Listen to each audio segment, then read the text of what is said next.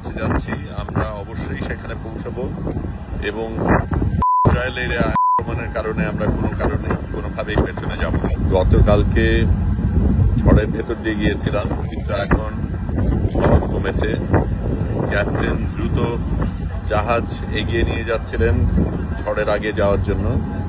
আমরা সুমুদ ফতিরার শেষ অংশে, এর আগের ফ্লোটিলাগুলি ইতিমধ্যেই গাজার কাছে চলে গেছে। সামনে যেগুলি ছিল সেগুলিকে গত রাতে আক্রমণ করেছিল, কিন্তু আমরা এখনো সেই জায়গায় পৌঁছাইনি। গতকালকে সমুদ্রে একটা তুরস্কের নৌজাহাজ আমরা দেখেছিলাম, কিন্তু সেটা দূরেই থেকেছিল। আজকে কারা আছে আমরা জানি না, কিন্তু আমরা ক্রমশ কাছে যাচ্ছি, আমরা অবশ্যই সেখানে পৌঁছাবো এবং ইসরায়েলের আক্রমণের কারণে আমরা কোনোভাবেই পেছনে যাব না। এখনো সমুদ্র উত্তপ্ত, এখনো ঝড়ের আশঙ্কা রয়েছে, বিদ্যুৎ থেমে গেছে, বৃষ্টিও সকালে থেমে গেছে, কিন্তু আমরা আমাদের মতো চলছি।